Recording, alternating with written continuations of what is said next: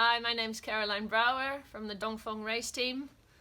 I'm holding an exposure head torch, which was probably part of our normal kit, daily kit on the boat.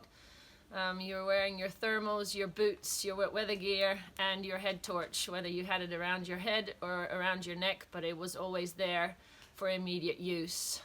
Myself, I was mainly a trimmer on board Dongfeng race team. So my main piece of equipment was the exposure trim torches. What I really liked about them was that they had the option of a white light and a red light. The white light, when it's really dark outside on deck, can be quite disturbing for the helm, for the driver of the boat, being quite bright. And sometimes it was good to just use the red light. That was enough light for us as a trimmer to set the sails like we wanted to set them properly. And yeah, really useful piece of equipment for me on board. And if I were to go again tomorrow, definitely the head torch, #1 piece of equipment. And obviously for me as a trimmer, the trim torch. Wouldn't go on board without them.